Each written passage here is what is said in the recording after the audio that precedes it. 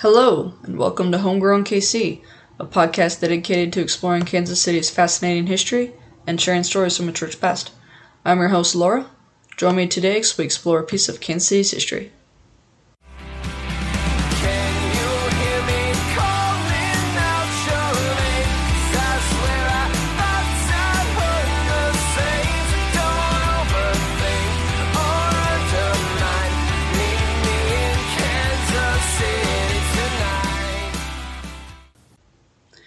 Alright, I'm so excited for you all to hear this final episode that will conclude the series. This is Topic 3, Sacred Ground Part 2 of Series 5, People of the Island. Please make sure to listen to Part 1 of this episode. Also, Topic 1, The Evil Isms, and Topic 2, The Long Journey, Parts 1 and 2. I'm calling this series People of the Island because that is what Wyandotte, that's what it means in their language. Also, I actually want to note that their traditional tribal name is actually Wyandotte or Wyandotte, but Wyandotte is the English version of it, and I'm sticking with Wyandotte because that's what they go by now. Before we begin, I also want to make clear that these episodes are in no way a history of these people. I am not the authority on their history. They are their own authority, which is phenomenal.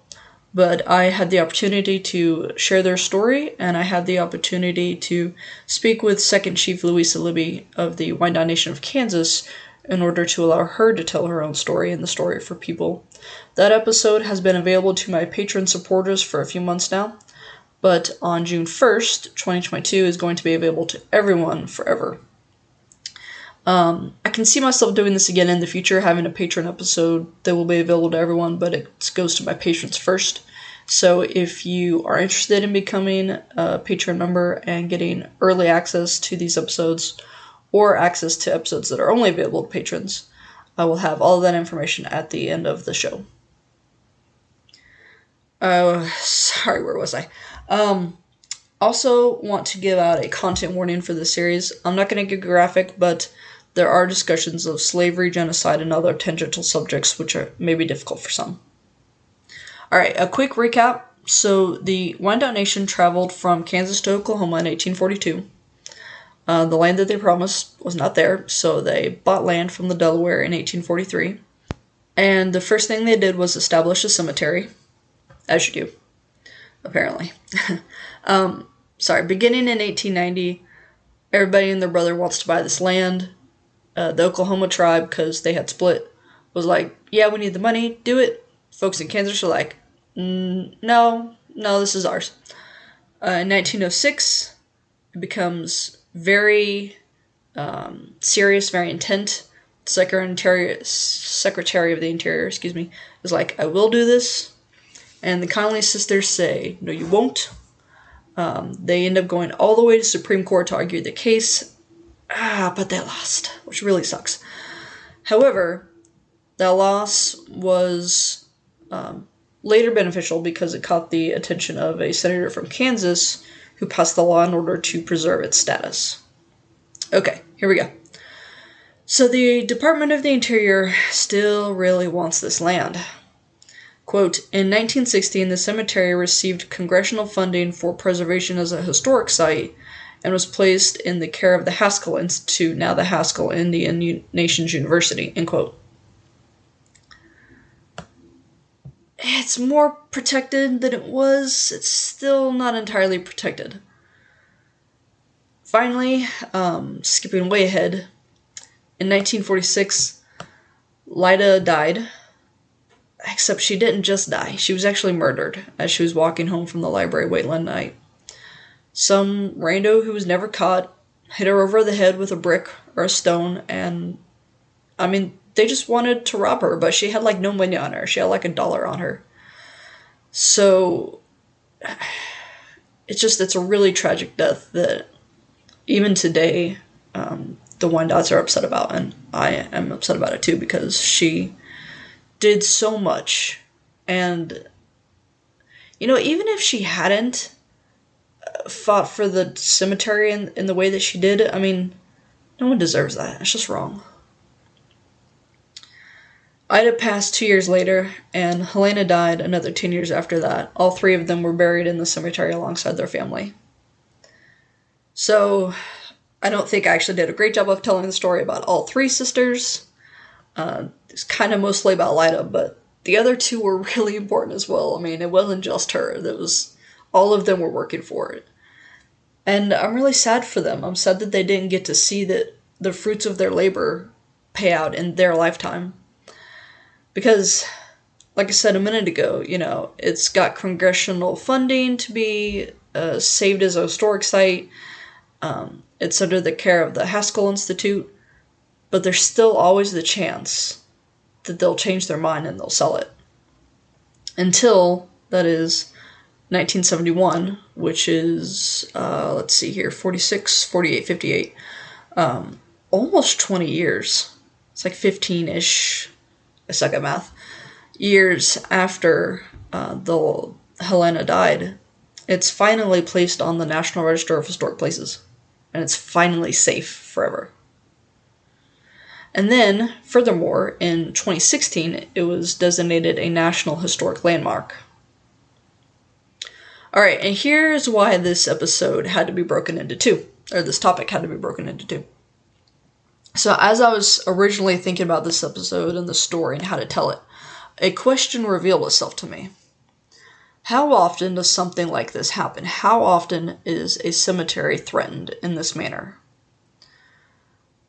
Going way, way back. During the Roman Empire and the Roman Republic, which is even earlier, and then the early Empire, cemeteries were established outside of city bounds. And I'm not sure when the transition occurred exactly. I think definitely by the Middle Ages.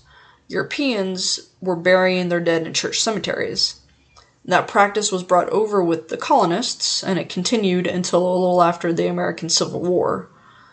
It's really funny to me the way that science and medicine and what we understand about our world ebbs and flows. But essentially, broadly speaking, ancient Greeks, Romans, and Egyptians had extremely advanced knowledge of medicine and hygiene. Now, they had plenty of snake oil medicine, fake medicine. But they knew that you were supposed to wash your hands, and they knew how to perform surgery. And again, very broadly speaking, that knowledge was, quote, lost during the, quote, Dark Ages, which is a completely incorrect moniker, and it really needs to be removed from our general understanding of history. It's a completely different topic. But for several hundred years, people didn't understand what caused disease and pandemics. They were just like, dude, you got ghosts in your blood. Which is a really funny meme about the plague. If you haven't seen it, I recommend it. So you had millions of people catching yellow fever and measles and whatnot and dying for, a couple hundred years. And in the Civil War, we didn't know, hey, you were just working with a guy trying to, cut off his leg. And now with your bloody hands, you're going to go work on another guy. Even then, they didn't know you need to wash your hands. So that's why I say that this knowledge ebbs and flows, and it's so interesting. And this is all a very, very roundabout way to get onto the fact that after the Civil War, practice changed back to we're going to place the cemetery outside of city bounds because we're afraid that once you die, your body will just release all this poison and quote, badness into the air, and that's how you get sick. They're not really right, but then again, you also, you do need to keep dead things away from things that you're going to eat, so they were almost right. And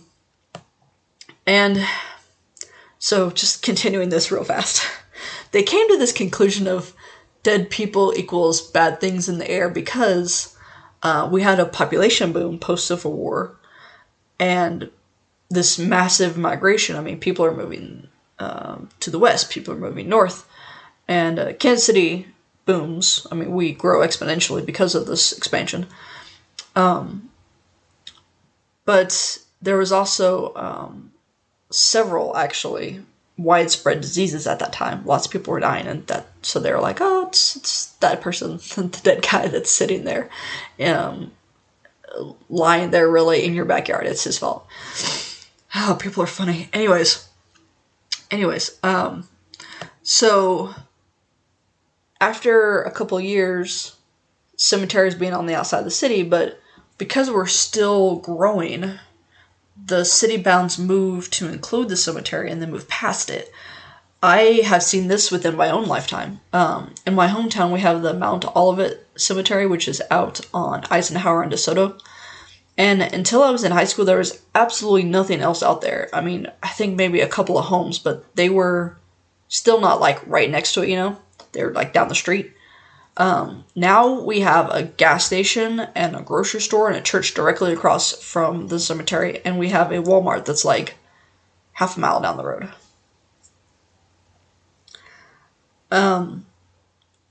Bringing this back around to my original question. Okay, so how often is the land that a cemetery sits on contested? How often is it threatened by development? So I knew from grad school, and I'll get into this later in deeper detail in a moment, that, you know, if you're developing land for infrastructure, particularly roads, that land has to be surveyed ahead of time, and if you find something of a historical or cultural significance is found and identified, or if you happen to be doing construction on, say, a parking lot, and you find, and all I ever heard was, please don't let there ever be a human bones, right? If there's a grave, work stops. It is like really, really bad. They don't ever want to find that when they're doing the surveys. But when stuff like that is identified, CRM crews, cultural resource management crews, go in and they excavate it so that it can be saved and then construction can begin. So I was like, all right, well, this is a known location of something of significance. You know, it's a cemetery. But I couldn't find anything about specifically my question. Everything I was finding was talking about, you know, what I just said, CRM. So I ended up reaching out to the Kansas State Historical Society, and Dr. Robert Hord, the state archaeologist, was kind enough to answer my inquiry. He said that today, established cemeteries are rarely threatened, and, quote, if there is a threat, these projects probably would have come under public and legal scrutiny, and provisions would have been made to avoid the cemetery or have the graves relocated, end quote. But he said that rural cemeteries, family cemeteries on private land, are much more likely to be threatened because farmers often they want to make as much use of their land as possible, and it's really common for them to remove the graves and just go at it. But it's now, and I'm uncertain the date that this law was passed because he didn't say, but it is now illegal to do so. So those private cemeteries are legally protected.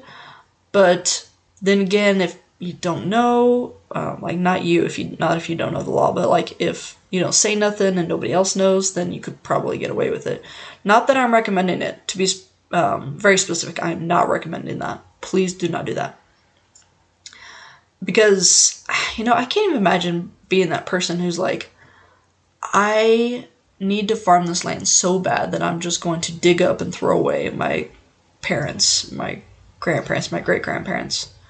Because it's not like I can dig them up and then go to a cemetery and be like, I need to rebury this dude. That's not going to fly. My inquiry was also answered by Patrick Zollner, the director of the cultural... sorry, I just lost my notes. 1 second. The director of the Cultural Resources Division of the Kansas State Historical Society, and he directed me to a couple of web pages on their website which discuss preservation law, and so I will have links to those sites on my website. Now, the thing that I knew about from my studies was NAGPRA, and this is what I hinted at a few moments ago and I want to talk about. The Native American Graves Repatriation Act was passed in 1990, and you know, as I was reading up on the story, I just couldn't help thinking, if we had passed it sooner, how much easier it would have been for the sisters to protect this land. But, it is what it is, and several reasons why it didn't get passed until the 90s. But, quote, NAGPRA requires federal agencies and institutions to receive federal funds including museums, universities, state agencies, and local governments, to repatriate or transfer local American human remains. Let me try all that again. To repatriate, there you go, or transfer Native American human remains and other cultural items to the appropriate parties by consulting with lineal descendants, Indian tribes, and Native American organizations on Native American human remains and other cultural items, protecting and planning for Native American human remains and other cultural items that may be removed from federal or tribal lands, identifying and reporting all Native American human remains and other cultural items in inventories and summaries of holdings or collections, and giving notice prior to repatriating or transferring human remains and other cultural items. Okay. Essentially, if you are a museum, a university, local government, if you receive federal funding to keep your institution running, you are now required to assess your collections, identify Native American human remains and other significant cultural items, contact the appropriate parties, and return it to them. Or if the appropriate parties contact you, return it to them. Alright. Okay, so there are two major parts to this law. One, quote, cultural items means human remains, associated funerary objects, unassociated funerary objects, sacred objects, and objects of cultural patrimony. Human remains means the physical remains of the body of a Native American of a person of Native American ancestry. Funeral object means an object that, as part of the death rite or ceremony of a culture, is reasonably believed to have been placed with the individual human remains, either at the time of death or later. Funerary objects may be either associated or unassociated. Sacred object means a specific ceremonial object which is needed by traditional Native American religious leaders for the practice of traditional Native American religions and by their present-day adherents. Object of cultural patrimony means an object having ongoing historical, traditional, or cultural importance central to the Native American group or culture itself, rather than property owned by an individual Native American, and which therefore cannot be alienated, appropriated, or conveyed by any individual regardless of whether or not the individual is a member of the Native American tribe or Native Hawaiian organization, and such objects shall have been considered inalienable by such Native American group at the time the object was separated from such group. End quote. It's a lot of words. And part two, anyone convicted of, quote, sells, purchases, uses for profit, or transports for sale or profit of the human remains of a Native American, or sells, purchases, uses for profit, or transports for sale or profit any Native American cultural item obtained in violation of NAGPRA, end quote, will be imprisoned and or fined. Federal grants are available to help support the documentation, consultation, and repatriation required by this law. So, again, to simplify it, you're required to assess your collection, you're required to identify who it belongs to and give it back to them. The things that you have to give back are human remains, funerary objects, and those can be associated or unassociated, which I have not explained the difference because it's very negligible. Sacred objects and objects which are not specific to that individual, but they have significance to the tribe as a whole. Secondly, if you sell any of these objects, if you purchase any of these objects, or if you transport them and you're caught, which I hope y'all are, because this is kind of ongoing, you're going to be imprisoned and or fined.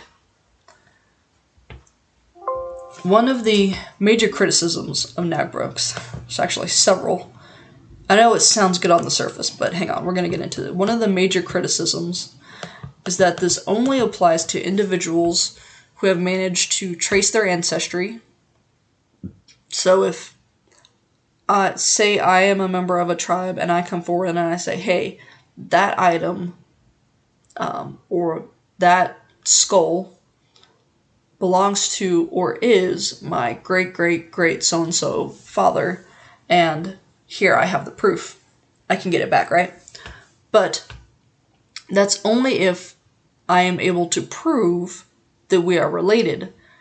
These documents might not have survived, or these documents might never have been written down. It's really hard to trace ancestry, especially if you are a Native American.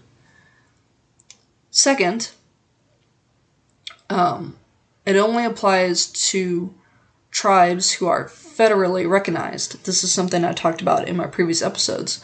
The Wyandotte Nation of Kansas is not federally recognized. So if they were like, hey, Museum X, you have item X in your collection and it's sacred, we want it back, there is no legal mandate by Museum X to return it to them because the tribe is not federally recognized. I wouldn't argue they still have an ethical mandate, but, museums don't always agree. Example A, the Elgin Marbles. Totally unrelated, but please look it up. The Oklahoma tribe could say, hey, we are federally recognized, we want that back. Another critique, and this was really surprising to me actually, is that the Smithsonian, America's foremost historical and cultural institution, is exempt from this law. And I did not remember that particular tidbit from my classes, but apparently there was an amendment added in 1996, so 6 years after NAGPRA became law, that exempted the Smithsonian. And what the hell, right? I mean, if I worked at a museum with Native American remains and I didn't support NAGPRA, I'd be like, well, they don't have to, so I don't either. But the most difficult and contestable, I think contestable is the word that I want to use, but the most controversial or source of controversy within this law is actually the law itself. It's the language, its vocab and terminology. Some of it's really vague. It's vague enough to be argued over and create extensive legal battles. Example A, the Kennewick Man, which I did study in class. Again, totally unrelated, but if you're interested, please look it up. For all its faults, NAGPRA is still arguably a pivotal piece of legislation. There we go. And I can't imagine what museums would be like today if we didn't have it. But it needs a lot of work. That will be the end of today's episode. Thank you for joining me as we explore the history of the Wyandotte National Burial Ground and the history of the Wyandotte Nation. As a reminder, this is the final episode in this topic, and I will be taking a break from researching, writing, and producing another series for the summer. I will continue to take adventures and produce a few minisodes, and I will create a few Patreon episodes. But I need to cut a few things off my plate, and so just going to take a temporary step back from this. A lot of my sources are available online. The Kansas City Public Library, that's the Missouri Kansas City Public Library, has a webpage on the life of Lida, as does Clio.com. There is a video on YouTube of John Nichols and Ty Edwards talking about this topic, which I will link to on my website. There's also a recording. I think I feel like I saw a recording featuring the principal chief, Judith Manthith, at the cemetery. I'm going to look for that again, see if I can find it. And if I can, I'll post that on the website. You can read the original National Register Historic Properties application on the Kansas State Historical Society website. There is an updated version, which Patrick gave me access to as a part of our research, which I appreciate. Thank you, Patrick.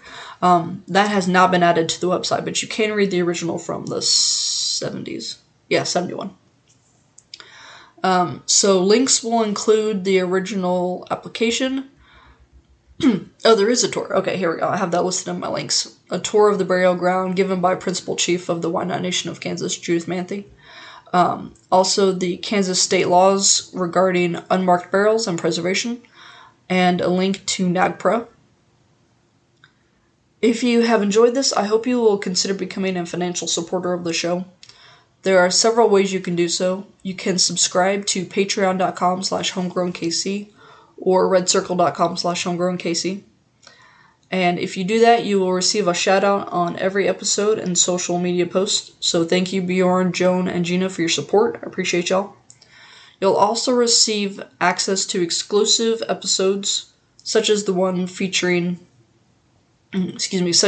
with Chief Libby. Others include, I've talked with the directors of GLAMA, which is the Gay and Lesbian Archives of Mid-America. I've talked to the director of the Wyandotte County Historical Museum with the Johnson County Historical Museum. Talked with a couple of historians, or archivists, actually. Anyways, you get access to those episodes, and I love all those conversations. They're very cool. And then you get to hear somebody else besides me talking. And lastly, if you become a Patreon supporter, you receive something from the merchandise store valued at $5 or less. Or, if you cannot commit to a monthly donation, you can give a one-time donation at redcircle.com/homegrownkc or ko-fi.com/homegrownkc. If you are a one-time donator, you don't get access to the bonus episodes and you don't get an item from the merchandise store, but I will give you a shout out on the next episode. And if you donate on Ko-fi, 1% automatically goes to help fight climate change. If you can't support me, which is cool, I get it. I mean, inflation is high, money's tight. You can still support me by following me and subscribing to my Facebook, Instagram, Pinterest, Twitter, and Tumblr accounts. I also have a YouTube channel. Rate and review me on Apple Podcasts or wherever you listen. And just, share with your friends, family, neighbors, coworkers, whoever, about the podcast if you're enjoying it. Get them to listen to. You can visit my website for additional information. That's homegrownkc.wordpress.com. And on my website, you can sign up for my newsletter. Once a month, you'll get an email that says, here's what's going on, here's what new. It's just a good way to stay updated with the podcast. If you have any questions, comments, concerns, or episode suggestions, you can email me at homegrownkcpodcast@gmail.com or slide into one of my DMs. For merchandise, you can go to Zazzle, zazzle.com/store/homegrown_kc_store. You can also find that link on my website. Thank you goes out to my very talented sister-in-law, Sarah McCombs, for the creation of my logo. She designed it and drew it all herself. To the Dear Misses for the use of their song Kansas City as intro and outro music of the show. They are a local band from Lawrence, Kansas. And to local libraries, which enabled me to gather all my research. Thank you to you, listeners. Thank you for listening. Cheers.